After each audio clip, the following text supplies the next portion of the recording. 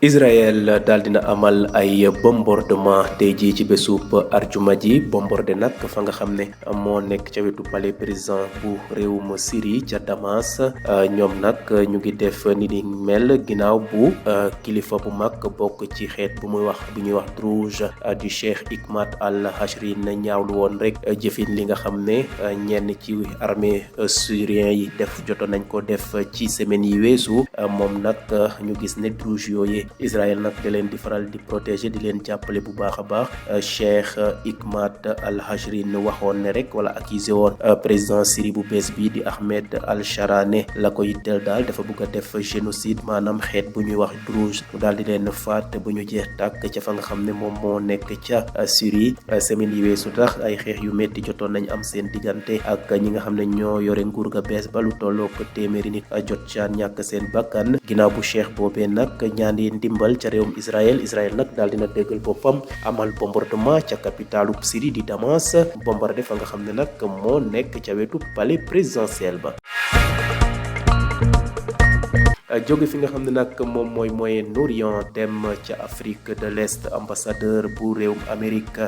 di Michael Adler nekk fële ca Sud Soudan wax na ne daal réewam di États-Unis mu ngay wax ñu daal di bàyyi vice-président bi di Riek Machar Teni mi nga xam ne dañ koo jàppale nag ñeneen opposant ca fa nga xam ne nag moo nekk Sud Soudan fàtte ne nag États-Unis daal dina jàppale bu baax a baax Sud Soudan ginnaaw bu mu amee indépendance ba léegi ci atum 2011 ñoom nag nëbbuñu la nga xam ne mooy seen kàddu yooyee wax nañ ne nag nañu bàyyi Riek Machar ak ña nga xam ne ñoom ñoo fare ak moom gis nañ ne nag réewum Soudan boobee de guerre civile bu métti jotoon na am seen diggante ci weeru décembre ci fukki fan ak juróom ci atum 2013 ba ñaar fukki fan ak ñaar ci weeru février ci atum 2020 ñu ki signé woon nag la nga xam ne moom mooy accord de paix ya nga xam ne dañ koo signé woon ngir dàkkal xeex boobee gis nañ ne nag lañ ca waxtaane woon boobu ba léegi daal kenn taxawu ci ñu fàttali nag guerre civile boobee dafa doxoon ci diggante ñi nga xam ne ñoom ñoo fare ak président de la république bi di Salva Kiir Mayardit ak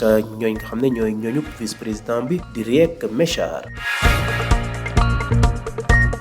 jeexalee xibaaru bitim réew yi ci fi nga xam ne mooy goxub Sahel ñenn nag ay njiitu parti politique ca réew Mali démb nag daal dinañu gisee ci bésub alxames gi benn fan ci weeru mai ca Bamako ñu doon samp ay pexe rek ana lan la ñuy def daal ba ndigal bi nga xam ne kilifa yi jot nañ ko def muy dàkkal ba faw parti politique yi nga xam ne ñoo nekk ca Mali waaye nag ak la ñu wax ne dañuy dénk ki nga xam ne mooy Assimi Goïta général boobee mu wel la nga xam ne mooy jiitu réew Mali boobee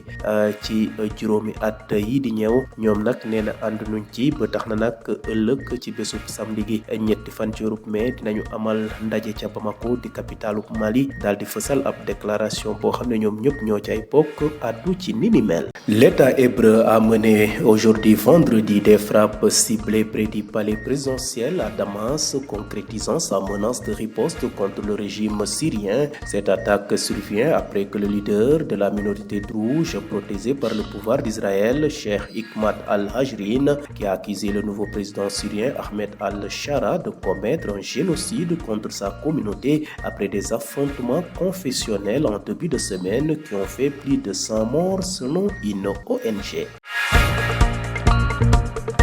Quittons le Moyen-Orient pour l'Afrique de l'Est. L'ambassadeur américain au Soudan du Sud, Michael Adler, a réitéré l'appel des États-Unis à ce que le vice-président Riek Machar Teni ainsi que les autres figures d'opposition actuellement en détention soient libérés. Les États-Unis, grand soutien du Soudan du Sud, notamment depuis son indépendance en 2011, ne cachent pas leur frustration face à l'échec des responsables sud-soudanais à mettre en œuvre l'accord de paix signé en 2018 qui avait mis fin à une guerre civile opposant du 15 décembre 2013 au 22 février 2020 les partisans du président Salva Kiir Mayardit et ceux du vice-président Riek Machar.